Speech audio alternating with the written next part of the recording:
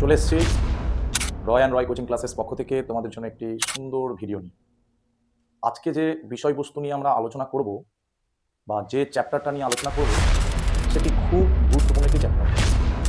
কারণ মাধ্যমিকের জন্য যে চ্যাপ্টারগুলো আমাদের করতে হয় সেই চ্যাপ্টারগুলোর মধ্যে একটি চ্যাপ্টার হলো এটি। তো একটা জিনিস সবাইকে মনে রাখতে হবে যে একচল বিশিষ্ট দ্বিঘাত সমীকরণ যে আমাদের প্রথম চ্যাপ্টারটি রয়েছে সেই চ্যাপ্টারটি সম্বন্ধে প্রথমে আমরা আলোচনা করব।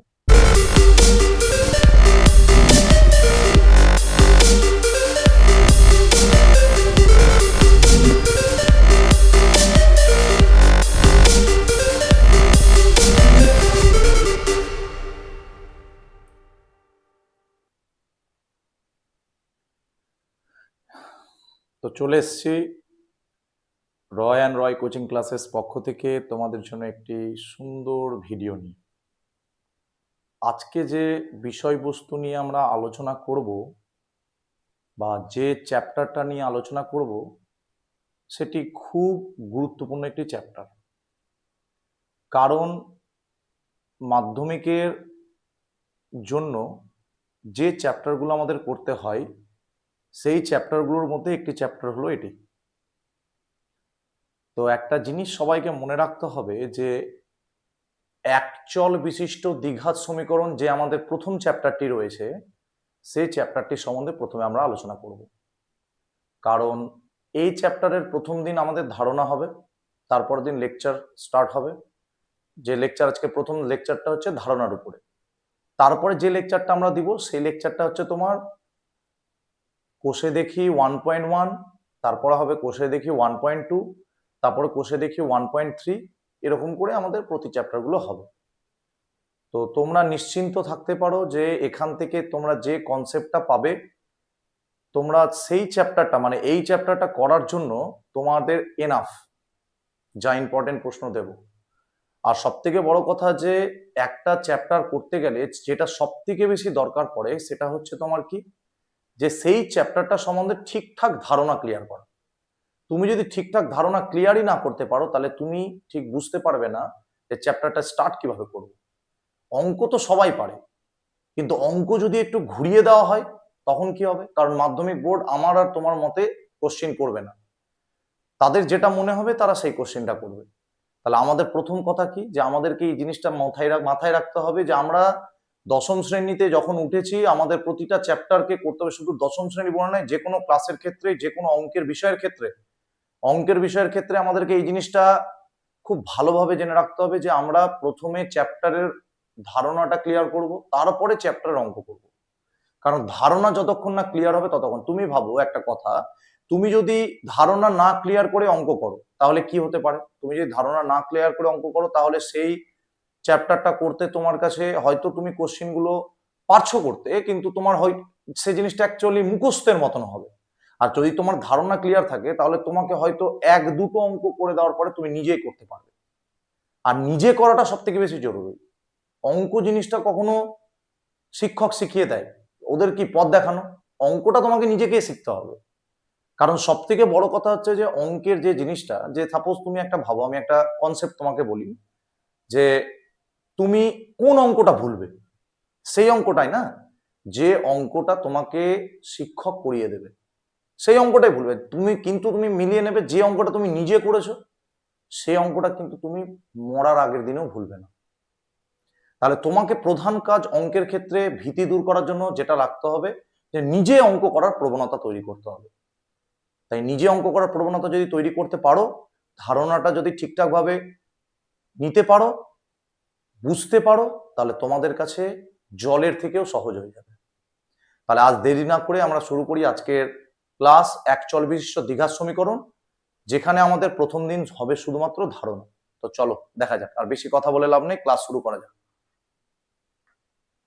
তো আমরা যে জিনিসটা প্রথমে দেখব, দেখে নিই।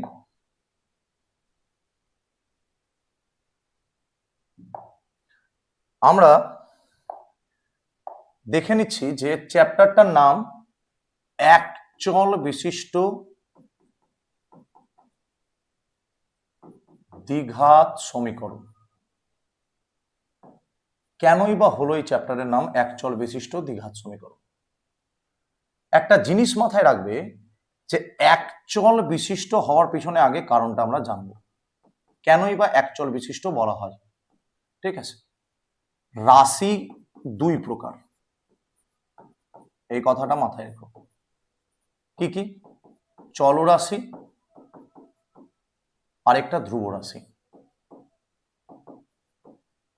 চলরাশি আর ধ্রুব রাশির মধ্যে যদি আমি পার্থক্য লিখি তাহলে কি হবে? চলরাশি জিনিসটা হচ্ছে, সাপোজ আমি কি লিখলাম, x+2 একটা সমীকরণ লিখলাম, সে x+2 সমীকরণের ক্ষেত্রে x কে বলা হয় চলরাশি। ওকে, তাহলে x হচ্ছে এখানে চলরাশি আর এখানে 2 কে বলা হচ্ছে ধ্রুব রাশি। 2 কে বলা হচ্ছে ধ্রুব রাশি। কেন?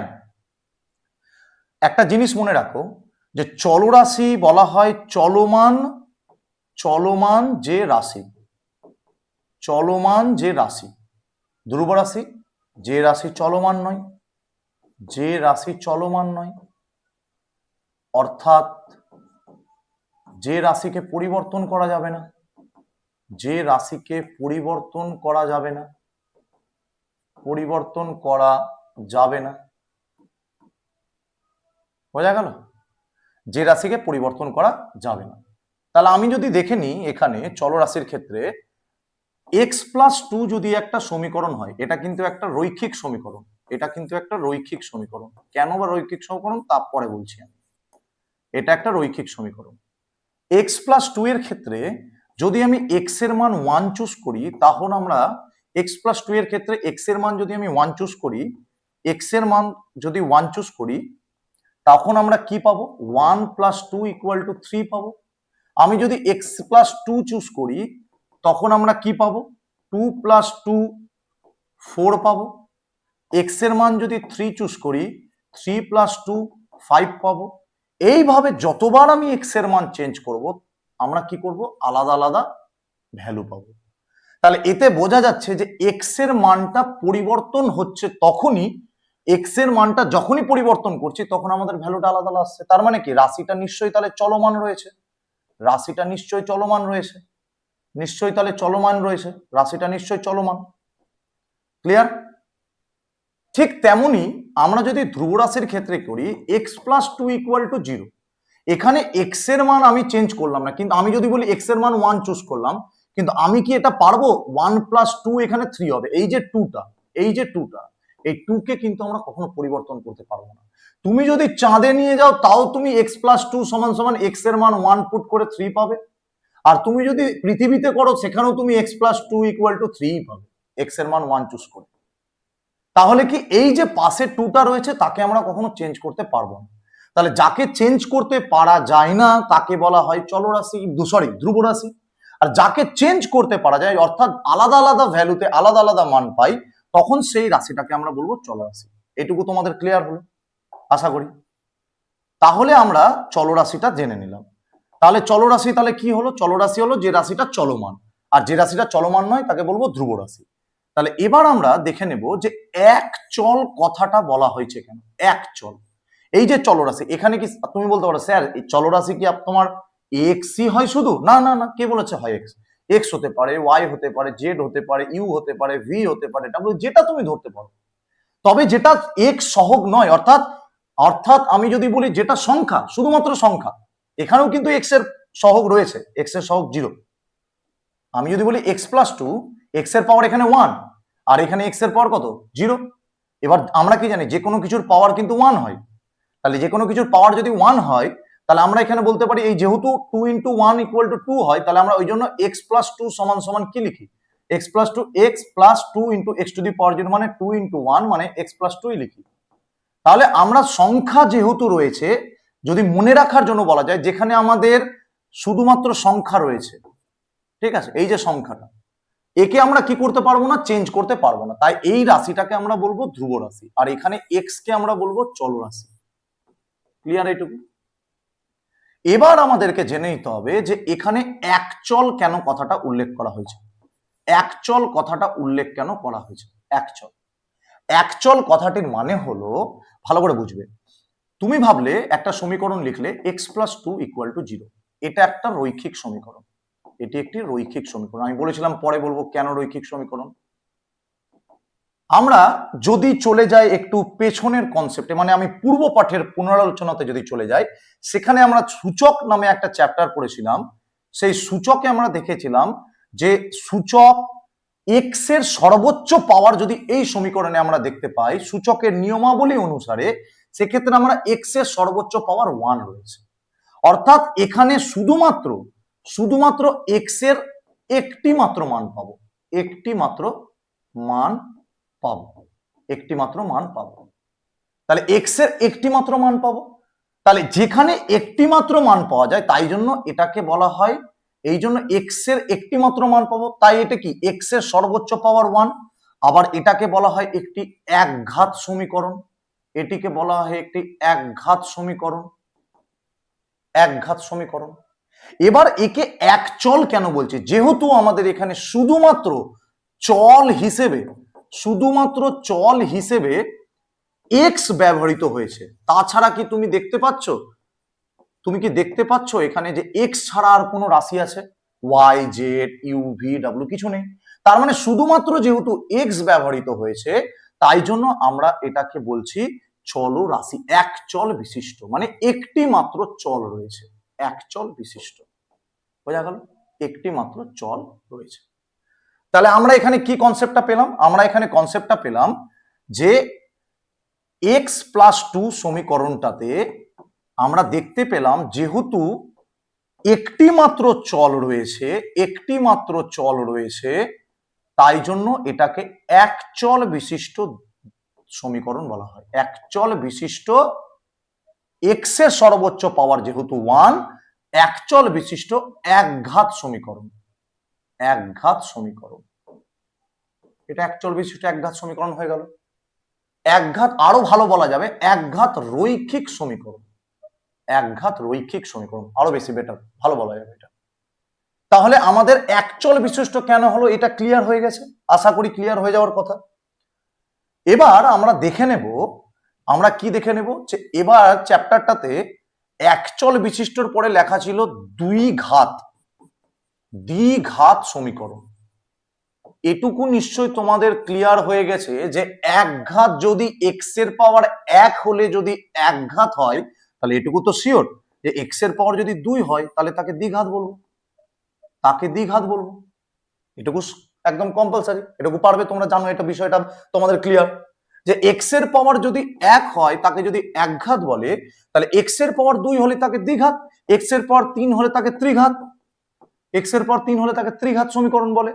তাহলে আমি যদি সমীকরণটাকে লিখতে চাই, তাহলে আমি যদি একটা সমীকরণ লিখি এক্স স্কোয়ার, তারপরে নিয়মানুসারে এক্স এর পাওয়ার 1 আসে, মানে এক্স এর পাওয়ার 1 কে তো লেখা হয় না, এরকমই রাখে, এক্স এর পাওয়ার 1 তুমি লিখতে পারো, অসুবিধা নেই, প্লাস 2, তাহলে এটি হলো একটি একঘাত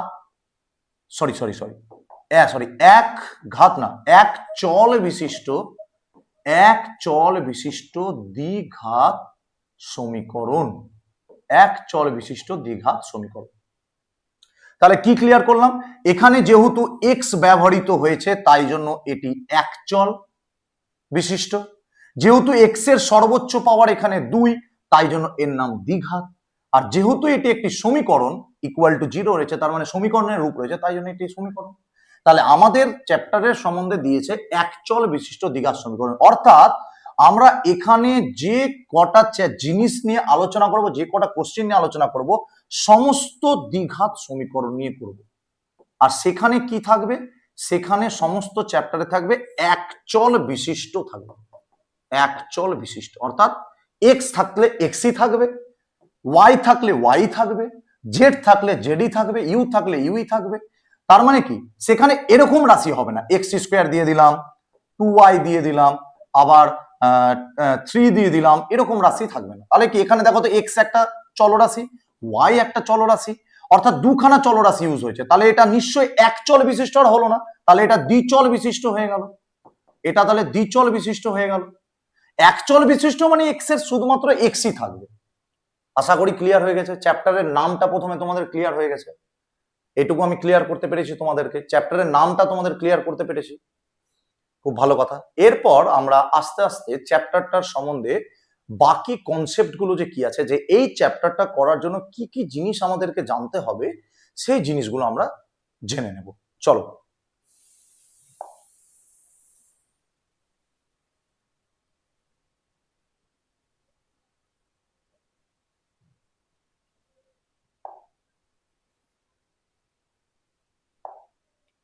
দেখো, প্রথমে আমাদেরকে একটা জিনিস বুঝতে হবে এখানে, যে এই যে আমাদের এখানে একটা সমীকরণ দিয়েছে, কি দিয়েছে এটা, x square bx plus c equal to 0, x square plus bx plus c equal to 0, x square bx plus c equal to 0। এখানে বলার কারণটা হচ্ছে যে এ এক্স স্কোয়ার, দাঁড়াও গাড়িটা একটু চেঞ্জ করে নি, বেশি বেটার হবে, ব্ল্যাক নিয়ে নি।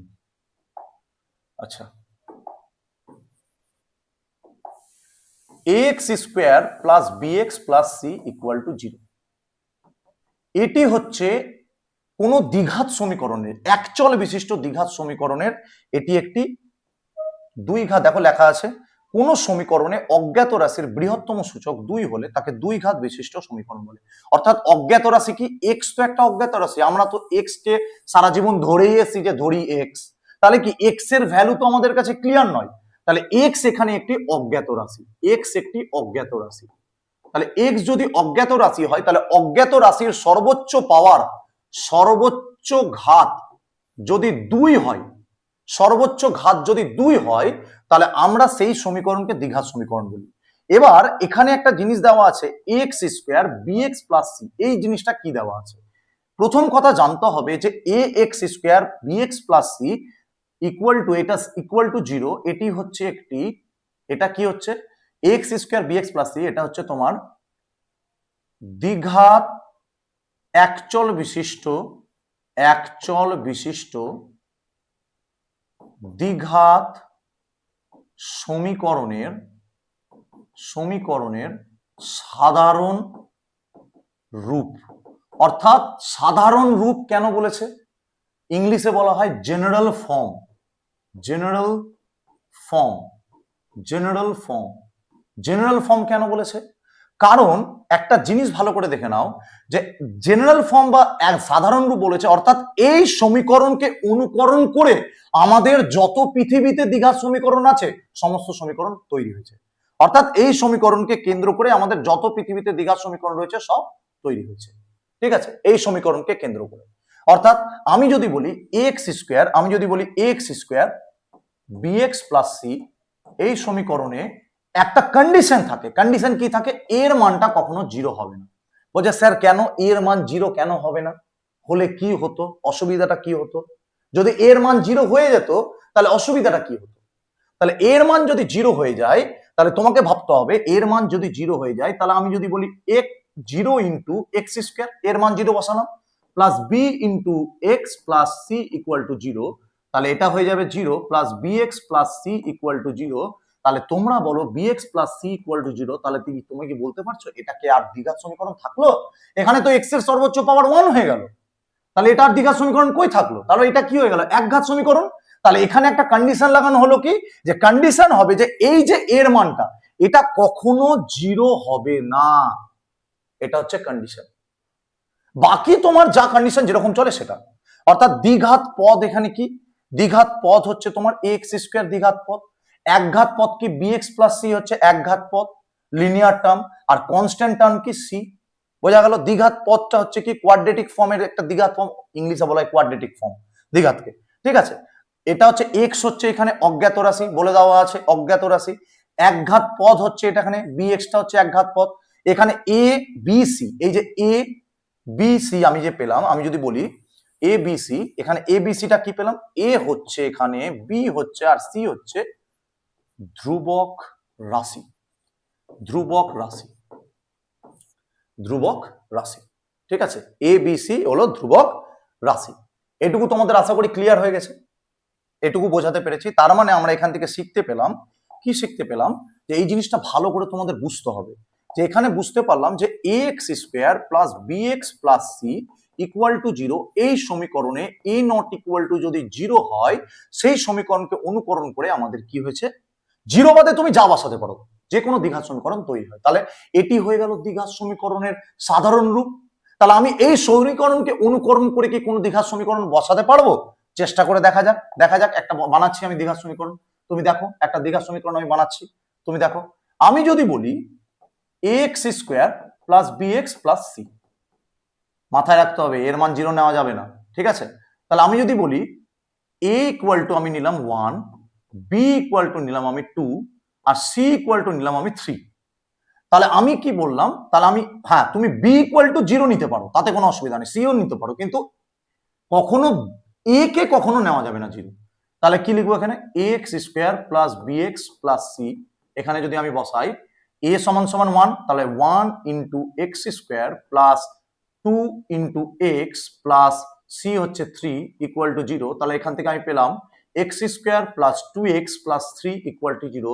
এটা হচ্ছে একটি একচল বিশিষ্ট দ্বিঘাত সমীকরণ, একচল বিশিষ্ট দ্বিঘাত সমীকরণ, যাকে কাকে অনুকরণ করে বানানো হলো, ax square plus bx plus c। অর্থাৎ তুমি এখানে এর মান বি এর মান যতবার চেঞ্জ করবে তুমি কি পাবে, সেক্ষেত্রে তুমি কি পাবে, সেক্ষেত্রে তুমি দ্বিঘাত সমীকরণ পাবে। বোঝা গেল? এটুকু তোমাদের ক্লিয়ার হয়েছে? এটুকু তোমাদের ক্লিয়ার? আশা করি বুঝতে পেরেছো তোমরা এই জিনিসটা ভালো করে, খুব সুন্দরভাবে বুঝতে পেরেছো।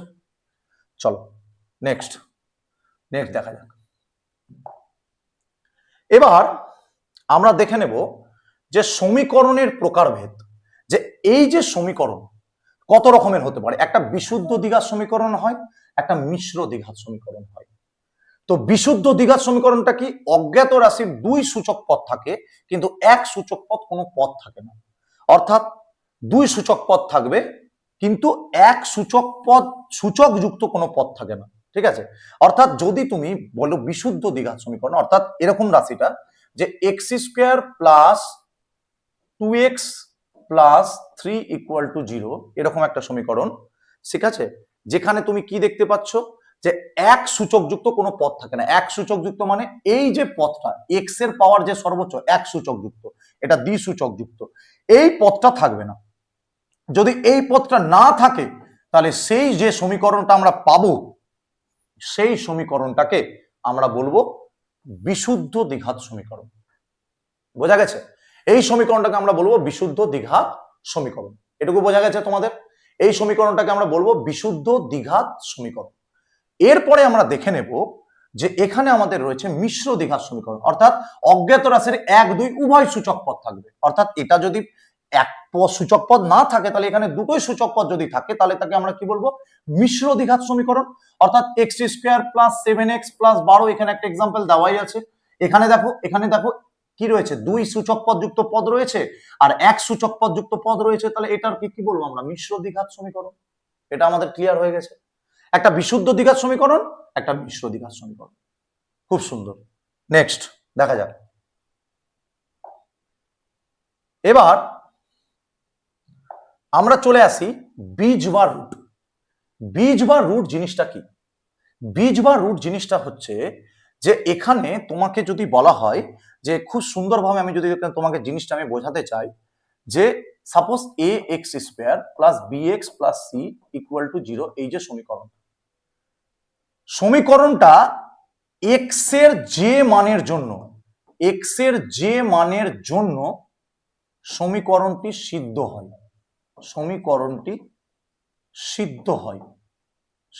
হয়, তাকে সমীকরণটির বীজ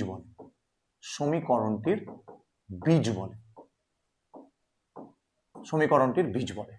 ঠিক আছে? যেমন আমি তোমাকে বলি, এক্ষেত্রে আমি তোমাকে একটা কথা বলি, যেমন আমি একটা সমীকরণ লিখছি, x square plus 2x, x square plus 2x minus 3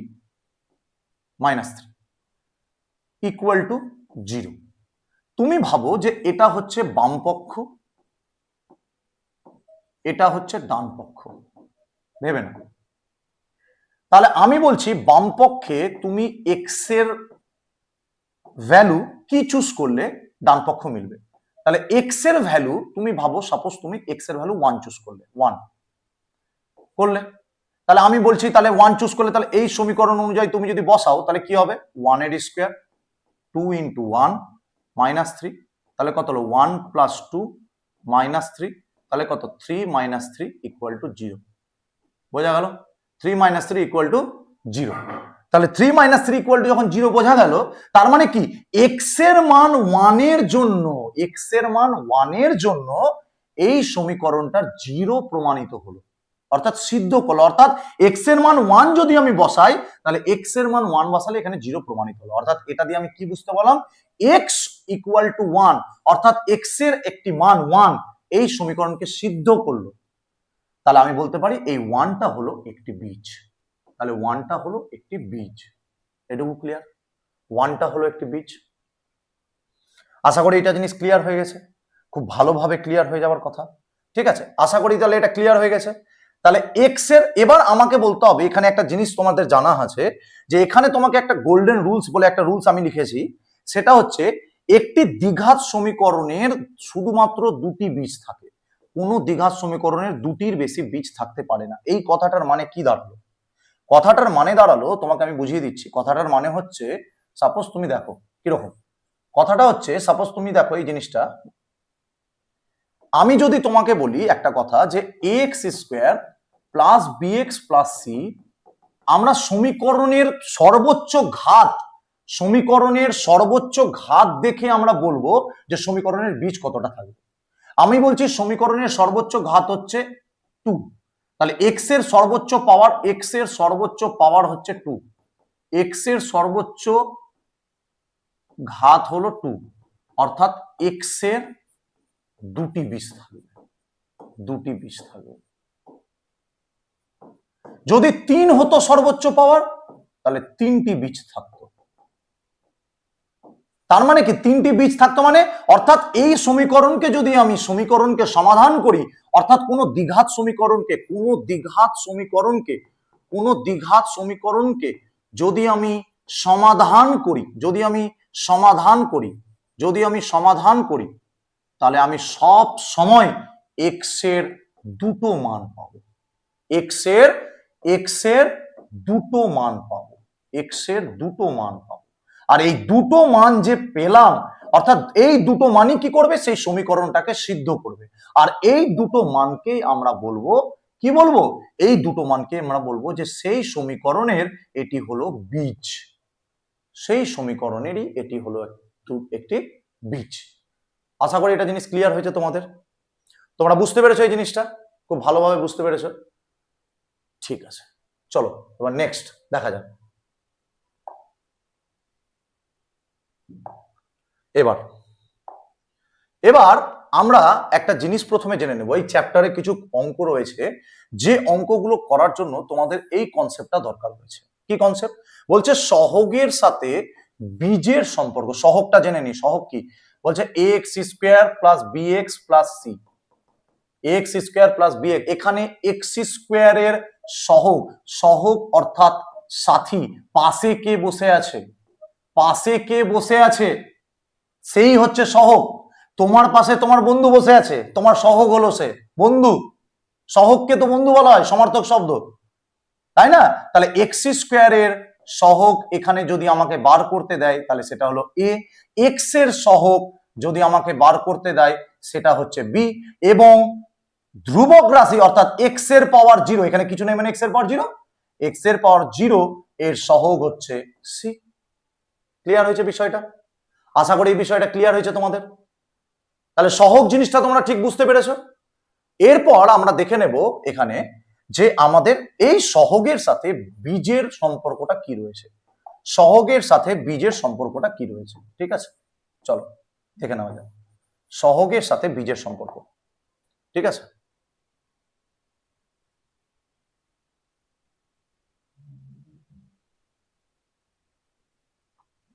সহগের সাথে বীজের সম্পর্কটা। ঠিক আছে, আমরা সমীকরণে দেখতে পাচ্ছি x square plus bx plus c equal to 0 রয়েছে।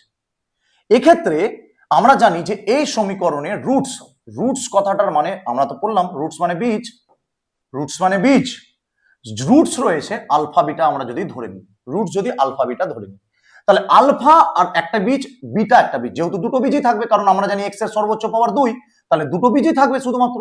তাহলে আলফা বিটা যদি ধরি তাহলে তাদের সহগের যোগফল, তাহলে এই যে সহগ ও বীজের যোগফল, সেই যোগফলের একটা সূত্র রয়েছে আলফা প্লাস বিটা, যদি আমরা বার করতে চাই সেই আলফা প্লাস বিটা হবে, সূত্রটা হচ্ছে মাইনাস বি বাই এ। তাহলে তোমাকে যদি বলে, তোমাকে একটা কোশ্চেন দিয়ে দিল, সেই কোশ্চেনে বললো বলো তো দেখি এখানে সহগের যোগফল কত, অর্থাৎ আলফা প্লাস বিটা এর ভ্যালুটা কত, আলফা প্লাস বিটা হচ্ছে মাইনাস বি বাই এ। এবার তোমাকে দেখতে হবে এখানে বিটা কি, মাইনাস বিটা হচ্ছে এক্স এর সহগ, মাইনাস বিটা হচ্ছে এক্স এর সহগ, আর এটা রয়েছে কি এক্স স্কোয়ারের সহগ। তাহলে এক্স এর সহগ যে থাকবে এবং এক্স স্কোয়ারের সহগ যে থাকবে সেটা হচ্ছে কি মাইনাস বি বাই এ, তাহলে সেটা হয়ে যাবে বীজদ্বয়ের যোগফল। তাহলে বীজদ্বয়ের যোগফলটা তোমার কাছে ক্লিয়ার। তাহলে আমি যদি তোমাকে একটা কোশ্চেন দিয়ে দিই, সেটা আমি কিরকম করব, কোশ্চেনটা তোমাকে যদি আমি দিয়ে দিই, তুমি যদি বলো, যেমন সাপোজ আমি বলছি x square minus 2x plus 3 equal to 0, সেই সমীকরণটাই নিলাম। তাহলে এখানে আমাকে দেখতে হবে বীজদ্বয়ের যোগফল, যদি আমি এখানে আলফা প্লাস বিটা বার করতে চাই সেক্ষেত্রে আমাদের বীজদ্বয়ের যোগফল হবে, প্রথমে কি লেখা আছে এক্স এর সহগ, মাইনাস দিতে হবে, একটা দাগ দিতে হবে, এক্স এর সহগ, তাহলে এক্স এখানে রয়েছে, তার সহগ কে আছে, মনে রাখবে সহগে তোমাকে যারা যারা পাশে বসেছে তাকে নিতে হবে। তাহলে এখানে সহগে 2 তো আছে, তার পাশে কিন্তু মাইনাসটাও রয়েছে, তাহলে কাকে নিতে হবে মাইনাস বি বাই এ। তাহলে এখানে অলরেডি একটা মাইনাস ছিল, তাহলে এখানে -2 হচ্ছে এক্স এর সহগ, আর কে এক্স এর আর কার চেয়েছে এক্স স্কোয়ার সহগ কত আছে, এক্স স্কোয়ার সহগ কিছু নাই মানে 1, তাহলে 1, তাহলে মাইনাস আর মাইনাসে যদি আমি প্লাস করি তাহলে অ্যান্সার আমাদের কত হলো 2। বোঝা গেল, জিনিসটা ক্লিয়ার হয়েছে। তাহলে আমি এই জিনিসটাকে আরেকবার যদি ভালো করে বোঝাই, তাহলে আমি কি দেখলাম আলফা প্লাস বিটাটা কি পেলো, মাইনাস, অলরেডি সূত্রের মাইনাস ছিল, এবার বলছে এক্স এর সহগ, তাহলে এক্স এর সহগ এখানে কত আছে -2 রয়েছে, মাইনাসও নিতে হবে 2 কেও নিতে হবে, তাহলে -2 এবং এক্স স্কোয়ারের তার নিচে কি লেখা আছে এক্স স্কোয়ারের সহগ, তাহলে এক্স স্কোয়ারের সহগ কত 1, তাহলে মাইনাস আর মাইনাসে যদি আমি চিহ্নের গুণ করি তাহলে চিহ্নের গুণে হয়ে যাবে +2, তাহলে আলফা প্লাস বিটা মানে বীজদ্বয়ের যোগফলটা আমাদের বেরোলো কি 2। বোঝা গেল, এটুকু ক্লিয়ার হয়েছে, ভেরি গুড। নেক্সট দেখো, নেক্সট আমরা যেমন বীজদ্বয়ের গুণফল যোগফল দেখলাম, এবার আমরা বীজদ্বয়ের গুণফল দেখব, যে আমরা আলফা প্লাস বিটা সমান যেমন জানলাম মাইনাস বি বাই এ, এখন আমরা জানবো আলফা ইন্টু বিটা সমান সমান কত, মানে বীজদ্বয়ের গুণফল সমান সমান কত। বীজদ্বয়ের গুণফলের সূত্র হচ্ছে সি বাই এ। সি মানে কি, সি মানে হচ্ছে ধ্রুবক পদ, এখানে লিখে দেওয়া হয়েছে, আর এ মানে কি আবারও এ, এক্স স্কোয়ারের সহগ, তাহলে আমি যদি সেই সমীকরণটাই আবার নিয়ে নিই x square plus 2x plus 3 equal to 0, সেখানে আমরা যদি বলি যে আলফা বিটা আমাকে বের করতে হবে, তাহলে আলফা বিটা হলে কি দিব সি বাই এ, অর্থাৎ ধ্রুবক পদ উপরে, তাহলে আমাদের এখানে ধ্রুবক পদ সি যেমন রয়েছে, তাহলে আমাদের এখানে ধ্রুবক পদ কি রয়েছে 3 রয়েছে, কম্পেয়ার করছি 3 রয়েছে, তাহলে আমি এখানে 3 লিখলাম। আর আমি যদি বলি আমাদের এখানে এক্স স্কোয়ারের সহগ যেমন এ রয়েছে, তেমন আমাদের এখানে এক্স স্কোয়ারের সহগ 1 রয়েছে, তাহলে 1, তাহলে আলফা আর বিটার গুণফলটা আমাদের কি বেরোলো 3 বেরোলো। খুব সুন্দরভাবে বোঝা গেল, একদম ক্লিয়ার, ক্রিস্টাল ক্লিয়ার হয়ে গেছে তোমাদের বিষয়টা, একদম সুন্দরভাবে ক্লিয়ার, ভেরি গুড।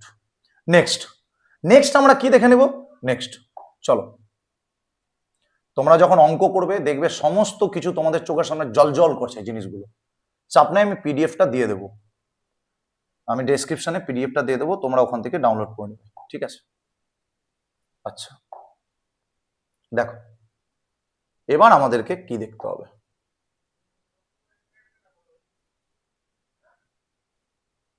দেখো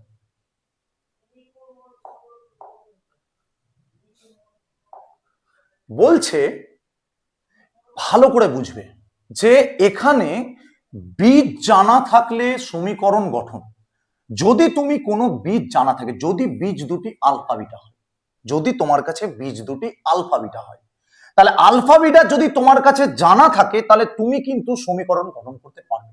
কিভাবে, সাপোজ আমি তোমাকে বললাম যে তোমার কাছে কোশ্চেনে এরকম মানে এরকম প্রশ্ন তোমাকে দেওয়া থাকে, কিরকম প্রশ্ন, যে ভেবে নাও তোমাকে আলফা সমান সমান বললো 2, আর বিটা সমান সমান বললো তোমাকে 3, এটা তোমাকে দিয়ে দিচ্ছে। বলো তো দেখি এই দুটো বীজ নিয়ে তোমার সমীকরণটা কি হতে পারে?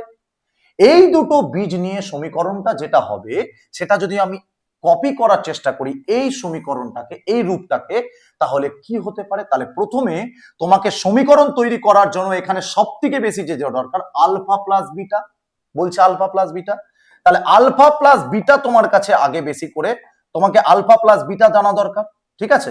আলফা প্লাস বিটা জানা দরকার তোমার কাছে, দাঁড়াও, আলফা প্লাস বিটা জানা দরকার তোমার কাছে। তাহলে আলফা প্লাস বিটা তোমাকে যদি জানতে হয় তাহলে তুমি এখানে বলতে পারো যে ভেবে নাও যে আলফা প্লাস বিটা তুমি যদি বার করো সমীকরণ থেকে, তাহলে আলফা প্লাস বিটাটা কত হবে? 2 + 3 মানে হচ্ছে 5। আর আলফা বিটা তুমি যদি বার করো সেটা তোমার কাছে হবে 2 × 3, আমরা কিন্তু ধরে নিয়েছি 2, যেহেতু 2 ধরে নিয়েছি আর 3 ধরে নিয়েছি, তাই জন্য আলফা প্লাস বিটা হচ্ছে 2 + 3 = 5, আর আলফা বিটা হয়ে গেল 6। তাহলে আমি যদি সমীকরণটা বার করতে চাই তাহলে আমাদের কাছে সমীকরণটা হয়ে দাঁড়াচ্ছে, আমি যদি এটাকে কপি করতে চাই তাহলে কপি করলে দাঁড়াচ্ছে আমাদের কাছে x² minus alpha plus beta, এটা কত দেওয়া আছে? আলফা প্লাস বিটা কত দেওয়া আছে? কত দেওয়া আছে alpha plus beta? Alpha plus বিটাটা দেওয়া আছে 5, তাহলে এখানে হয়ে যাবে 5 আলফা প্লাস বিটার জায়গায়, পাশে x আছে, x বসে গেল, প্লাস আলফা বিটা কত দেওয়া আছে? আলফা বিটা দেওয়া আছে কত? 2 × 3 6, তাহলে এটা যাবে 6, এটা কত হয়ে যাবে? এটা 6 হয়ে যাবে, ইকুয়াল টু 0, ইকুয়াল টু 0। তাহলে আমরা পেয়ে গেলাম সমীকরণ। তাহলে আমাদের কাছে যদি বীজ দুটি জানা থাকে তাহলে আমরা কি করতে পারবো? আমরা সেক্ষেত্রে সমীকরণ খুব ইজিলি বের করতে পারবো। সেক্ষেত্রে সমীকরণটা আমরা খুব ইজিলি বের করতে পারবো যদি আমাদের কাছে দুটো বীজ জানা থাকে। তাহলে এই জিনিসটা ক্লিয়ার হলো। তাহলে আমাদের কাছে বীজ দুটি জানা থাকলে আমরা খুব ইজিলি সেই সমীকরণটা বের করতে পারবো। কিছুই না, x² সমীকরণটা তাহলে কি হবে? সমীকরণটা হয়ে যাবে তাহলে আমাদের কি সমীকরণের সূত্রটা কি? x² alpha plus beta x plus alpha beta. এই রূপটাতে তোমরা যদি ফেলো তাহলে তোমরা যে কোনো দ্বিঘাত একচল বিশিষ্ট দ্বিঘাত সমীকরণ খুব ইজিলি বার করতে পারবে যদি তোমাদের কাছে কন্ডিশন হিসাবে আলফা বিটা মানে দুটো বীজ দেওয়া থাকে, তাহলে আদারওয়াইজ পসিবল না। দুটো বীজ দেওয়া থাকবে তারপরেই তুমি পারবে, তাছাড়া তোমার সম্ভব নয়। এই জিনিসটা ক্লিয়ার? Very good. নেক্সট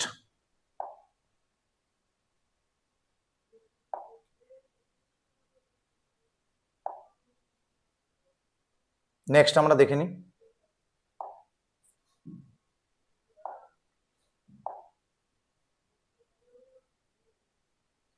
চলো নেক্সট কি বলেছে? শ্রীধর আচার্যের সূত্র। বলছে শ্রীধর আচার্য বলে একজন ম্যাথমেটিশিয়ান ছিল, খুব বিজ্ঞ মানুষ, আমাদেরকে খুব সুন্দর একটি ধারণা দিয়ে গেছে। শ্রীধর বাবু কি বলে গেছে? আমাদের শ্রীধর বাবু বলে গেছেন যে তুমি যদি কোনো দ্বিঘাত সমীকরণকে সেখান থেকে তুমি দ্বিঘাত সমীকরণ থেকে, সাপোজ আমি বলছি তোমাকে আরেকবার ভালো করে বলি, তুমি যদি কোনো দ্বিঘাত সমীকরণকে সমাধান করো তাহলে তুমি দ্বিঘাত সমীকরণ থেকে দুটি বীজ পাবে। এই জিনিসটা ক্লিয়ার? তাহলে সেই পদ্ধতি আমরা ক্লাস 8-এ কি শিখেছি, 9-এ কি শিখেছি? Middle term factor. মানে মাঝখানের যে টার্মটা তাকে যদি স্প্লিট করে দিই, অর্থাৎ মাঝখানের টার্মটা মানে তিনটে রাশি তোমার দেওয়া আছে, মানে তিনটে পদ দেওয়া আছে, সেই তিনটে পদকে যদি আমরা চারটে পদ বানাতে পারি তাহলে দুটো দুটো করে পদ নিয়ে সেখান থেকে আবার কমন নিয়ে আমরা দুটো পদ বানিয়ে এক্সের দুটো মান পেতাম। তার জন্য আমরা কি হেল্প করতাম? লাস্টের সংখ্যাটাকে লসাগু করতাম। সেই লসাগু করার পরে আমরা কি করতাম? সেই লসাগু করে দেখতাম যে গুণ করে যেন লাস্টের সংখ্যাটা আসে এবং যোগ বা বিয়োগ করে যেন মাঝখানের টার্ম আসে। এই পদ্ধতিতে আমরা মিডল টার্ম ফ্যাক্টর করতাম। আবার কিছু কিছু কোশ্চেনে মানে কিছু কিছু প্রশ্নের ক্ষেত্রে আমাদের যে সমস্যাটা দেখা দিত যে লাস্টেরটা লসাগু করেও আমাদের মিলছে না, তখন আমরা কি করতাম? তখন লাস্টের সংখ্যাটার সাথে প্রথমে যে সংখ্যাটা x² এর সঙ্গে রয়েছে যে সেটাকে গুণ করে দেখতাম, তারপরে সেই গুণফলটাকে লসাগু করে আমরা কি করতাম? সেই লসাগুটাতে দেখতাম যে গুণ করে যেন সেই সংখ্যাটা আসে এবং যোগ বা বিয়োগ করে মাঝখানে সংখ্যাটা আসে। তাহলে আমাদের দুটো পদ্ধতি আমাদের শেখা রয়েছে মিডল টার্ম করার জন্য। কিন্তু শ্রীধর বাবু কিছু আলাদা কিছু বলছে। শ্রীধর বাবু বলছে যে তুমি পৃথিবীতে যে কোনো দ্বিঘাত সমীকরণকে দ্বিঘাত সমীকরণকে সলভ করতে পারবে। তার জন্য তোমাকে কোনো নিয়ম করতে হবে না। তুমি যদি একটা নিয়ম মুখস্থ রাখো, সেই একটা নিয়ম যদি তোমার মনে রাখো, তাহলে তুমি পৃথিবীতে যে কোনো দ্বিঘাত সমীকরণের বীজ বার করতে পারবে, অর্থাৎ সমীকরণের সমাধান করতে পারবে। তাহলে সেই বীজ বার করার জন্য, সেই সমাধান করার জন্য শ্রীধর বাবু যে সূত্রটা দিয়েছিলেন, তাহলে তুমি বলতে পারো, তোমাদের মনে এই প্রশ্নটা জাগতে পারে যে আগে কেন শেখাননি স্যার? আগেও তো পারতেন আপনারা বইয়ে সেই জিনিসটা মানে পশ্চিমবঙ্গ মধ্যশিক্ষা পর্ষদ পারতো আগে সেই জিনিসটাকে ইনক্লুড করে দিতে, কিন্তু কেন করলো না? যে ক্লাসে যেটা শিখতে হয়, আমাদের ছোট ক্লাসে এক্স ধরে অঙ্ক করতে হবে, 7-8 মানে করতে হবে। কম্পিটিটিভ লেভেলে এক্স ধরে করার কোনো জায়গা নেই, মানে জায়গা নেই। সেখানে আমাদের শর্ট প্রসেস করতে হবে, মানে করতে হবে না। যে ক্লাসে যেটা দরকার সেটা তোমাকে শিখতেই হবে। কারণ একটা জিনিস মনে রাখবে, এক্স ধরে তুমি যদি অঙ্ক করতে জানো, তাহলে তুমি পৃথিবীতে সবকিছু জানো, সব অঙ্কই মোটামুটি তুমি নামিয়ে দিতে পারবে। কারণ এক্স ধরে সবাই করতে পারে। কারণ এক্স ধরে তুমি যদি না জানো, তাহলে শর্ট প্রসেস শিখে কি করবে? তাহলে তোমাকে আগে গোড়ার জিনিসটা তো শিখতেই হবে। তাহলে গোড়ার জিনিসটা যখন তুমি শিখে যাবে, তাহলে তোমার কাছে তখন সবকিছু সহজ। যে ক্লাসে যেটা দরকার সেই ক্লাসেই সেই জিনিসটা দেওয়া হয়েছে। তাহলে আমাদের দেখে নেব আজকে শ্রীধর বাবু যে আমাদের ফর্মুলাটা দিয়েছেন, যে রুলসটা বলে গেছেন, সেই রুলসটা আমাদের কতটা বেনিফিট, কিভাবে দ্বিঘাত সমীকরণটাকে খুব ইজিলি ভাবে বার করতে পারছি আমরা। তো আজকে আমরা শ্রীধর আচার্যের সেই সূত্রটি দেখে নেব। চলো, শ্রীধর বাবু বলছেন যে যদি কোনো দ্বিঘাত সমীকরণ থাকে, সেই দ্বিঘাত সমীকরণকে তুমি যদি এই সূত্রে ফেলো, তাহলে এই সূত্রে ফেললে তুমি সেই দ্বিঘাত সমীকরণের দুটি বীজ পাবে, অবশ্যই পাবে। দ্বিঘাত সমীকরণের দুটি বীজ তোমাকে পেতেই হবে, ঠিক আছে? তাহলে এই সমীকরণে তুমি যদি ফেলো, তাহলে সেক্ষেত্রে তুমি দ্বিঘাত সমীকরণের দুটি বীজ অবশ্যই পাবে। কিভাবে? চলো দেখে নেওয়া যাক। তাহলে আমরা দেখিনি এটা, আমি এটা সলভ করি, একটা দেখাই তোমাকে। চলো দেখাই। বলছে দ্বিঘাত সমীকরণে শ্রীধর বাবু বলছেন যে তোমাকে সমীকরণ দিয়েছে একটা, সেটা হচ্ছে যে এরকম সমীকরণটা হচ্ছে কি, x = -b ± √b² - 4ac/2a। এটা হলো সমীকরণ। তোমরা অবশ্যই জানো এই সমীকরণে যে তুমি a b c এই যে রাশিগুলোকে তুমি দেখতে পাচ্ছ, এই সহগগুলোকে তুমি দেখতে পাচ্ছ, সেটা আর কিছুই নয়, সেটা ax² + bx + c = 0 এই সমীকরণের সমস্ত সহগগুলো, সেই সহগগুলো। তাহলে আমি এই সমীকরণকে অনুকরণ করে যদি আমি সমীকরণটা লিখি যে x² 2x, সাপোজ আমি একটা সমীকরণ লিখছি x² + 2x x² + 4x x² + 4x + 4 = 0, এটা একটা সমীকরণ লিখলাম তোমাদের, ঠিক আছে? সমীকরণ লিখলাম। তাহলে এই যে সমীকরণটা লিখলাম, এই সমীকরণকে আমি যদি বলি, এক্ষেত্রে যদি আমি এটার সাথে কম্পেয়ার করতে চাই, তাহলে সেক্ষেত্রে আমাদের এখানে 1 রয়েছে, অর্থাৎ a = হচ্ছে 1, b = রয়েছে 4, b = রয়েছে 4, আর c = মানে c এর পজিশনে রয়েছে 4। ওকে, তিনটা বেরিয়ে গেল। তাহলে আমি এবার এটাকে যদি সলভ করি, শ্রীধর বাবুতে বসি, আমি এটাকে মিলটার্ম ফ্যাক্টর করেও পারবো, কিন্তু মিলটার্ম ফ্যাক্টর না, আমি শ্রীধর বাবুর সাহায্যে সলভ করছি। শ্রীধর বাবুর সূত্রের সাহায্যে যদি আমি সলভ করি, তাহলে আমি দেখতে পাবো সেই সলভ করার পরে কি দেখতে পাচ্ছি, সূত্রটা কি বললো আরেকবার লিখে নি, x² = -b ± √b² - 4ac/2a। তাহলে -b, তাহলে b এর মান কত আছে 4, তাহলে -4, প্লাস মাইনাস দিয়েছে সূত্রানুসারে √b² মানে 4 এর স্কয়ার, -4 × a মানে কত রয়েছে 1, 1 বসিয়ে দিলাম, c মানে কত রয়েছে 4, 4 বসিয়ে দিলাম, তাহলে এখানে কত বাই 2 × a মানে কত রয়েছে 1, বসিয়ে দিলাম 1।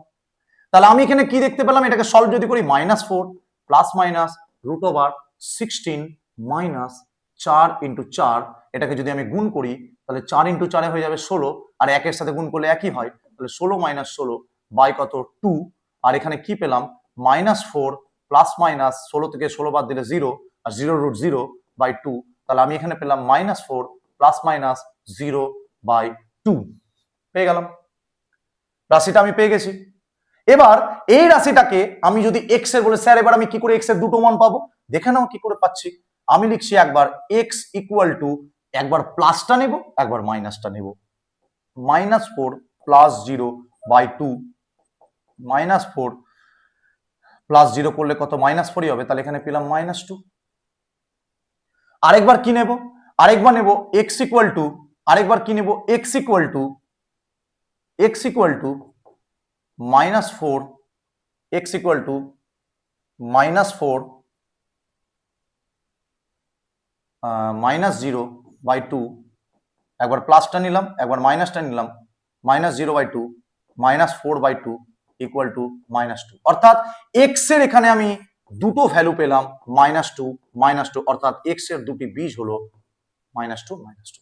ক্লিয়ার হয়েছে এটা? আশা করি তোমাদের এই জিনিসটা ক্লিয়ার হয়ে গেছে যে কিভাবে একটি দ্বিঘাত সমীকরণকে শ্রীধরবাবুর সূত্রে ফেলেও আমরা x এর মান ভ্যালু বের করতে পারি। তাহলে আমাদের কাছে এই বিষয়টা ক্লিয়ার। তাহলে আমরা শিখে নিলাম যে আমরা শুধুমাত্র মিডল টার্ম ফ্যাক্টর নয়, আমরা মিডল টার্ম ফ্যাক্টরে আমাদেরকে যেমন দুটো পসিবল কন্ডিশন আসছে যে আমাদের লাস্টেরটা মিললো না, তো আমরা প্রথমের সাথে গুণ করলাম, অনেক ঝামেলা। সেই জিনিসটা না করে আমরা শ্রীধরবাবুর সূত্রে ফেললে পৃথিবীতে যত দ্বিঘাত সমীকরণ আছে সমস্ত কিছু তোমাদের সলভ হয়ে যাবে, একদম ক্লিয়ার হবেই, মাস্ট হতে বাধ্য। বোঝা গেল জিনিসটা যে কিভাবে আমাদের যে কোনো দ্বিঘাত সমীকরণ ক্লিয়ার হবে? Very good. নেক্সট, তাহলে আমরা এবার নেক্সট দেখে নিই। চলো, শ্রীধরবাবুর সূত্র ক্লিয়ার, এবার নেক্সট।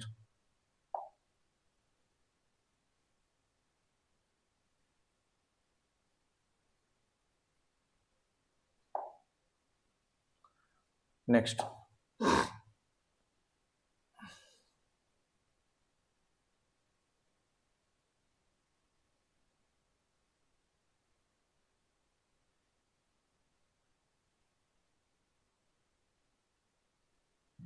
আচ্ছা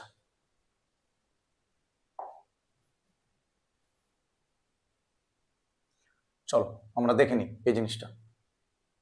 বলছে যে নিরূপক, সরি বলছে নিরূপক। নিরূপক জিনিসটা কি?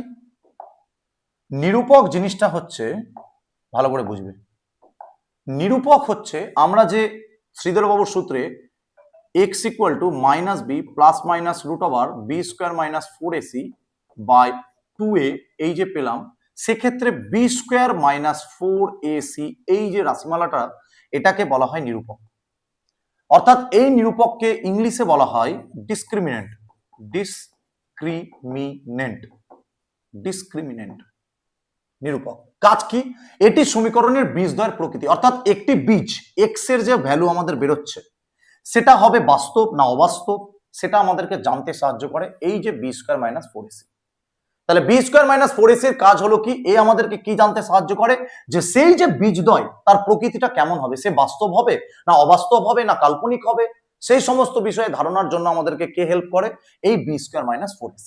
তাহলে এটাকে আমরা কি বলে ডাকবো? এটাকে আমরা বলবো নিরূপক বা ইংলিশে বলা হয় ডিসক্রিমিনেন্ট। কি করতে সাহায্য করে? বীজদ্বয়ের, অর্থাৎ এক্স এর যে ভ্যালুগুলো তোমাদের বেরোলো, যে বেরোবে এক্স এর ভ্যালুগুলো, সেই ভ্যালুগুলো কেমন টাইপ হবে, এদের প্রকৃতিটা কেমন, সেটা জানতে সাহায্য করবে আমাদের b² - 4ac। আসো কিভাবে সাহায্য করে সেটা আমরা দেখে নিই।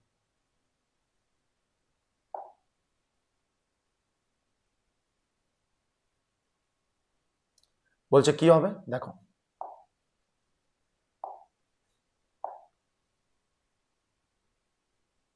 দেখো কি হবে, কিভাবে সাহায্য করে। বলছে b² - 4ac যদি 0 থেকে বড় হয়, অর্থাৎ সেটাকে আমরা সবসময় প্রকৃতিটা, শর্ট কোশ্চেনে খুব আসে এগুলো, সেটার প্রকৃতি কেমন হবে? সেই ভ্যালুটা হবে বাস্তব ও অসমান। সেটি হবে কি? বাস্তব অসমান, মানে এক্স এর যে ভ্যালু দুটো পাবো সেটা কখনো সমান হবে না, সেটা কখনো সমান হবে না। কেন? যদি b² - 4ac আমরা দেখলাম ফেলে যে b² - 4ac তে আমি যখন মানটা বসালাম সেক্ষেত্রে দেখলাম 0 থেকে বড় হচ্ছে, তাহলে 0 থেকে বড় হলে সেটা বাস্তব তো হবেই, কিন্তু একটা তার সাথে কন্ডিশন কি থাকবে? সেটা অসমান, মানে ভ্যালু দুটো কখনো সমান হবে না, ভ্যালু দুটো কখনো সমান হবে না। ক্লিয়ার হয়েছে? এবার যদি আমি দেখে নিই b² - 4ac সেটা যদি 0-র সমান হয়, এটা যেমন 0 থেকে বড় একটা কন্ডিশন, 0-র যদি সমান হয় তাহলে বাস্তবও সমান, অর্থাৎ x এর যে মানটা পাবো সেটা তো বাস্তব পাবোই, তার সাথে সাথে যে দুটো মান পাবো সে দুটো সমান পাবো, দুটোই সমান মান পাবো। অর্থাৎ x এর মান এরকম হতে পারে 1 1, x এর মান হতে পারে 2 2, এরকম হতে পারে, অর্থাৎ সমান মান পেলাম। এবং লাস্ট কন্ডিশন যেটা b² - 4ac সেটা যদি 0 থেকে ছোট হয়, সেটা যদি 0 থেকে ছোট হয় তাহলে আমাদের যে মানটা পাবো সেটা পাবো কাল্পনিক বা অবাস্তব।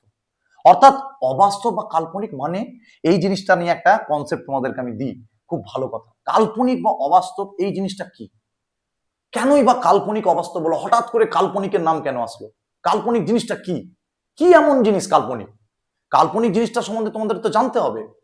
কাল্পনিকের জানা, কিন্তু এর ধারণাটা তোমরা ক্লাস 11-এ পাবে। 11-এ তোমাদের আছে জটিল সংখ্যা, কাল্পনিককে বলা হয় মানে ইমাজিনারি নাম্বার। ঠিক আছে, তাহলে বলি ইমাজিনারি নাম্বারের উপরে একটা গল্প বলি তোমাদের। দেখো বিষয়টা কিরকম, এই জিনিসটা বুঝিয়ে দিই ভালো করে তোমাদের। ইমাজিনারি নাম্বার উপরে দেখো কি বলছে, এক্স স্কোয়ার, আমি একটা সমীকরণ লিখছি তোমাদেরকে, ঠিক আছে, একটা সমীকরণ লিখছি, x square minus 1 equal to 0। একদিন এক mathematician x square minus 1 equal to 0 এই সমীকরণ নিয়ে যখন সমাধান করতে বসলো, তিনি লক্ষ্য করে দেখলো x square minus 1 equal to 0 সমাধানটাকে সমাধান করার জন্য এক্স স্কোয়ার ইকুয়াল টু 1টাকে এদিকে পাঠালো, কারণ মাইনাস আছে উপরে, নদীর ওপারে গেলে কি হবে 1 হয়ে যাবে। এক্স এর মান হবে কি এক্স রুট করে, এবার রুট স্কোয়ারটাকে যদি আমি ওদিকে পাঠাই তাহলে কি রুট হয়ে যাবে 1।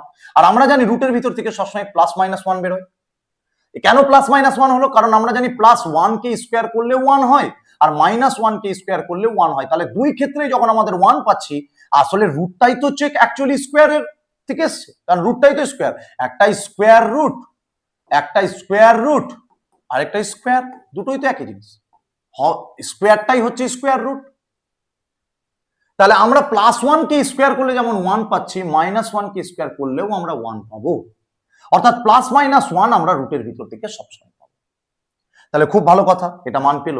হঠাৎ করে তার মধ্যে একটা সমীকরণের চিন্তাধারা আসলো, যে সমীকরণটা ঠিক এরকম দেখতে, x square plus 1 equal to 0। তিনি আবার সেই সমীকরণটাকে সেই একই নিয়মে সলভ করার জন্য তিনি দেখলো যে 1টাকে যখন তিনি এদিকে পাঠিয়ে দিল, 1টাকে পাঠিয়ে দিল, সেটাকে সলভ করলো x square equal to root over minus 1, x square equal to sorry এটাকে এখানে আগে এটা লিখে নি, এক্স স্কোয়ার মাইনাস 1 প্লাসটা এদিকে হলো মাইনাস 1 হলো, তাহলে এক্স এর বার রুটটাকে সরাবো, তাহলে রুটের ভিতর মাইনাস 1, মানে চিন্তিত হয়ে পড়লো, বলছে আমি জীবনে এত অঙ্ক করলাম, আমি জীবনে এত প্রশ্ন দেখলাম, আমি কখনোই দেখলাম না যে এরকম সংখ্যা এসছে যে রুটের ভিতর আমি আমি আমি কি দেখেছি, আমি 1 দেখেছি, 2 দেখেছি, মাইনাস 1 দেখেছি, প্লাস 1 দেখেছি, আমি 2/3 দেখেছি, আমি √2 দেখেছি, 2.33333 সংখ্যা দেখেছি, 2.454545 সংখ্যা দেখেছি, 2.4635 সংখ্যা দেখেছি, কি কখনো রুটের ভিতরে মাইনাস 1 তো দেখিনি। তাহলে রুটের ভিতরে যখন মাইনাস 1 দেখতে পেলাম না, তাহলে রুটের ভিতরে মাইনাস 1 দেখতে পেলাম না, তাহলে এটা সংখ্যা কোন সংখ্যা, তার মানে এটা বাস্তব সংখ্যাতে এর কোনো জায়গাই নেই, তাহলে এটা কোন সংখ্যা, এই সংখ্যাটা হলো কাল্পনিক সংখ্যা। তাহলে এই সংখ্যাটাকে বলা হয় কাল্পনিক সংখ্যা, যেটা আলোচনা ক্লাস 11 থেকে তোমাদের স্টার্ট হয়ে যাবে। কাল্পনিক সংখ্যা নামে একটি চ্যাপ্টার রয়েছে, জটিল সংখ্যা, চ্যাপ্টারের নাম জটিল সংখ্যা, যাকে এই সংখ্যাটাকে তখন তিনি চিন্তা করলেন যে এই সংখ্যার বাস্তব লাইনে, মানে রিয়েল লাইন যে আমরা আঁকি, সেই রিয়েল লাইনে এই বাস্তব এই সংখ্যাটাকে কখনো রিপ্রেজেন্ট করা যাবে না। তাহলে এই সংখ্যাটাকে যদি রিপ্রেজেন্ট করা না যায়, তাহলে এটার সংখ্যার নাম হচ্ছে কাল্পনিক সংখ্যা, যাকে ইংলিশে বলা হয় ইমাজিনারি নাম্বার, যাকে ইংলিশে বলা হয় ইমাজিনারি নাম্বার, ইমাজিনারি নাম্বার। তাই জন্য এই কাল্পনিক সংখ্যাকে ইমাজিনারির প্রথম অক্ষর আই, তাই স্মল আই দিয়ে চিহ্নিত করা হলো, যাকে ইংলিশে বলা হয় আয়োটা। অর্থাৎ পৃথিবীতে প্রথম আবিষ্কৃত কাল্পনিক সংখ্যাটি হলো, প্রথম আবিষ্কৃত কাল্পনিক সংখ্যাটি হচ্ছে রুট ওভার -1, যাকে চিহ্নিত করা হলো আই দিয়ে, অর্থাৎ আয়ের ভ্যালু এই জন্য রুট ওভার -1 হয়। পৃথিবীতে প্রথম আবিষ্কৃত কাল্পনিক সংখ্যা। এরপরে তার মানে কি, কাল্পনিক সংখ্যাগুলো দেখতে কেমন হবে, 2 প্লাস আই, এইভাবে আইকে সঙ্গে নিয়ে চলতে হবে, 3 প্লাস, তাহলে কেন হলো, রুটের ভিতরে মাইনাস কখনো থাকতে পারে না। এই জন্য আমাদের এখানে বলা হয়েছে, আমাদের কি বলা হয়েছে এখানে, আমাদের কি বলা হয়েছে দেখে নি আবার, এই জন্য আমাদের এখানে বলা হয়েছে যে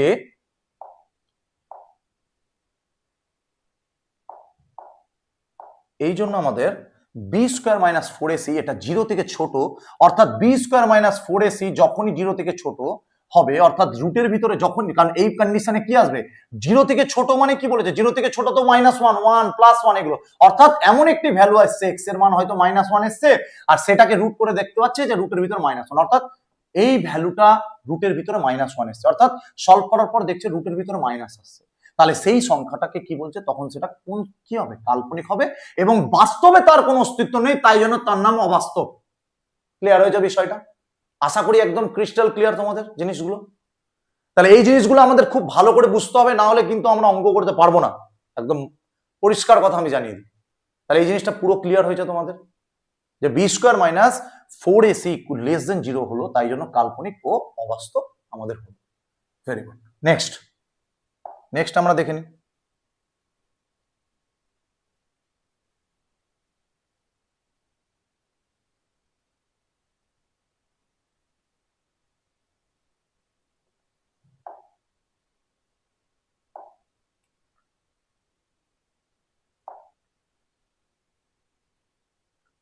বলছে আমাদেরকে একটি আর কনসেপ্ট জানতে হবে, বলছে অনুবন্ধ করণী আর রৈখিক রূপান্তর। বলছে অনুবন্ধ করণীটা কি, যদি সহগুলি মূলদ সংখ্যা হয় একটি বীজ পি প্লাস, এটা আমরা মনে রাখবো, পি প্লাস রুট কিউ হলে অপর বীজটাকে আমরা যদি বের করি সেক্ষেত্রে আমরা দেখতে পাবো পি মাইনাস রুট কিউ হবে। অর্থাৎ একটি বীজ যদি আমাদের একটি বীজ টু প্লাস রুট থ্রি হয়, এক্স এর ভ্যালু যদি একটি টু প্লাস রুট থ্রি হয়, তাহলে এক্স এর value two plus root three হলে আরেকটি ভ্যালু, যেহেতু এক্স স্কোয়ার আছে তার মানে দ্বিঘাত সঙ্গে দুটো বীজ পাবো, তাহলে আরেকটা ভ্যালু হবে টু মাইনাস রুট থ্রি। এটাই বলছে, এটাকেই বলা হয় অনুবন্ধী করণী। জাস্ট কিছু না, একটু জাস্ট খালি আলোচনা, শর্ট কোশ্চেনের জন্য মাঝে মাঝে দেখতে হয়, ঠিক আছে। আর রৈখিক রূপান্তরটা কি, যে এর ভ্যালু যদি জিরো হয়ে যায়, আমি যেটা আগে খুব প্রথমেই আমি এই কনসেপ্টটা তোমাদের দিয়ে দিয়েছি, বলেছে যে এর ভ্যালু যদি জিরো হয়ে যায় তাহলে সেটা কি হবে, বিএক্স প্লাস সি, তাহলে এটি আর দ্বিঘাত থাকে না, তখন সেটি কোন সমীকরণ হয়ে যায়, রৈখিক সমীকরণ। সেটি তখন কোন সমীকরণ হয়ে যায়, রৈখিক সমীকরণ। আশা করি বোঝা গেল এটা। তাহলে এবার একবার আমরা সেই সূত্রগুলোকে আলোচনা করে নিই, যেটা আমরা এতক্ষণ ধরে শিখলাম, যে সূত্রগুলো শিখলাম সেই সূত্রগুলো সুন্দরভাবে আলোচনা করে নিই। চলো একবার এক নজরে সূত্রগুলো সব দেখে নিই। কি সূত্র দেখবো, দেখো আমরা কি শিখলাম এখানে, আমরা যে সূত্রগুলো শিখলাম একটু দেখে নিই। চলো প্রথমে শিখলাম, কি শিখলাম, x square plus bx plus c. এটি কি, এটি হচ্ছে একচল বিশিষ্ট দ্বিঘাত সমীকরণের সাধারণ রূপ। ক্লিয়ার? যাকে অনুকরণ করে কি হয়, বহু দ্বিঘাত সমীকরণ বের করা যায়। এটা হচ্ছে কি শ্রীধর বাবুর সূত্র, যা দিয়ে কি হয়, এক্স এর দুটি বীজ বের করা যায়, দুটি বীজ বের করা হয়। আর কি শিখলাম, যদি b square minus four ac এটাকে ডিসক্রিমিনেন্ট বলা হয় বা নিরূপক বলে, ডি এর মান যদি জিরো হয়, অর্থাৎ ডি মানে কি, এই b square minus four ac এটা যদি, তাহলে কি হবে, রিয়াল আর নিউট্রাল মানে কি, সেটা কি এখনই বললাম আমি, বাস্তব ও অসমান, এটা যদি জিরো থেকে ছোট হয়। তবে ডি ইকুয়াল টু যদি জিরো হয় তাহলে রিয়াল হবে, তাহলে কি এটা বাস্তব হবে এবং সমান হবে। আর ডি এর মানটা যদি জিরো থেকে ছোট হয় তাহলে সেটা কি হবে, কাল্পনিক, আর মানটা কি হবে, অবাস্তব হবে। এটুকু ক্লিয়ার? মূলের সাথে সম্পর্ক মানে কি, সহগের সাথে, আলফা প্লাস বিটা সেটা minus b by a, minus beta কি, মাইনাস বিটা হচ্ছে তোমার এক্স এর সহগ, মাইনাস বিটা হচ্ছে এক্স এর সহগ, বাই এ মানে হচ্ছে এক্স স্কোয়ারের সহগ। এটুকু ক্লিয়ার? এবার আলফা ইন্টু বিটা মানে বীজদ্বয়ের গুণফল, এটা কি ধ্রুবক রাশি বাই এক্স স্কোয়ারের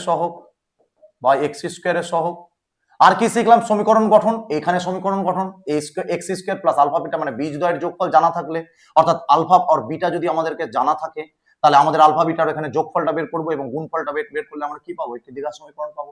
এটি আমরা আজকে দেখলাম। ঠিক আছে, তাহলে আমরা আজকে আমাদের ক্লাস এখানে আমাদের শেষ। তোমরা বলবে কমেন্ট সেকশনে, আমাদের জানাবে যে কেমন লাগলো ক্লাস, ভালো লাগলো তাহলে আমি নেক্সট ক্লাস নিয়ে আবার আসবো, আবার একটি সুন্দর চ্যাপ্টার নিয়ে আসবো। আর এরপরের দিন আমাদের নেক্সট যে লেকচারটা হবে সেই লেকচারটা হবে কোষে দেখি 1.1 এর অঙ্ক সলভ। সেই অঙ্কগুলোকে সলভ করবো আমরা, এক এক করে সেই অঙ্কগুলো দেখে নিব। আশা করি তোমাদের বিষয়টা খুব ক্লিয়ার। ঠিক আছে, তো তোমরা যদি, দাঁড়াও একটু জল খেয়ে নি। তোমরা বিষয়গুলোকে ভালো করে দেখতে হবে, তোমাদেরকে চ্যাপ্টারটা ভালো করে বুঝতে হবে।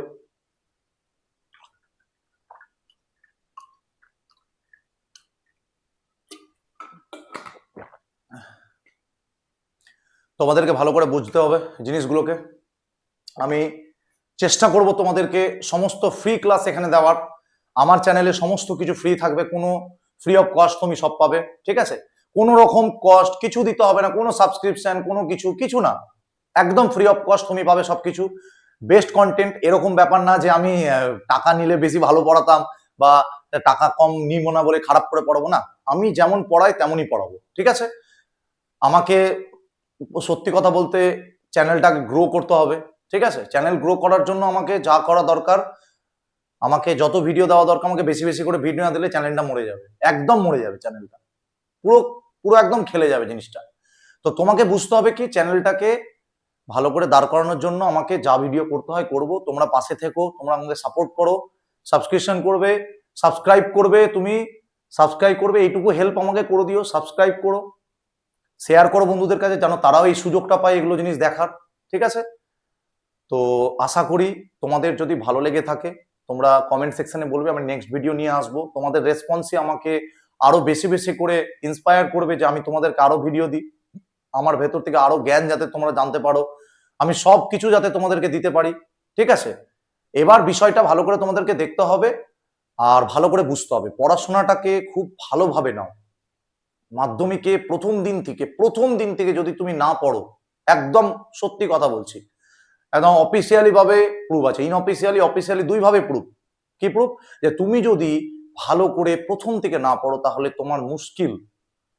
তাহলে তোমাকে কি করতে হবে, এক একটা দিন তোমার কাছে ইম্পর্টেন্ট। কারণ এই গুরুত্বপূর্ণ দিনগুলোকে তুমি এখন নষ্ট করে দিয়ে পরীক্ষার আগে যে হুমড়ে পড়বে পড়ার উপরে, সেই হুমড়ে পড়ার ব্যাপারটা তোমাকে না রাখাই দরকার। তাহলে কি করা দরকার, প্রথম থেকেই ক্লাসগুলোকে ভালো করে করতে হবে। নেক্সট ভিডিওতে আমাদের 1.1 কোষে থেকে থাকবে, তার জন্য ওয়েট করো। আর তোমরা খুব ভালোভাবে ক্লাসগুলোকে মন দিয়ে করো, আমি তোমাদের উপস্থিতি আমাকে আরো বেশি করে ইন্সপায়ার করবে। এটাই হলো শেষ কথা, যাতে আমি বুঝতে পারি যে তোমাদের ভালো লেগেছে ক্লাসগুলো, তাহলে আমি আরো বেশি বেশি করে এনার্জি পাবো ক্লাস করার জন্য। তাহলে তোমাদেরকে কি করতে হবে, তোমাদেরকে জাস্ট ক্লাসগুলো দেখতে হবে, কপি করতে হবে, নোটসগুলোকে লিখতে হবে, চ্যাপ্টারের সলিউশনগুলো দেখতে হবে। বেস্ট সলিউশন দেখাবো তোমাদেরকে, যাতে খুব সহজে তোমরা জিনিসগুলোকে ক্লিয়ার করতে পারো। যা অসুবিধা হবে কমেন্ট সেকশনে তোমরা আমাকে বলবে, আমি যতটা চেষ্টা করি নিজের দিয়ে তোমাকে হেল্প করো, ঠিক আছে?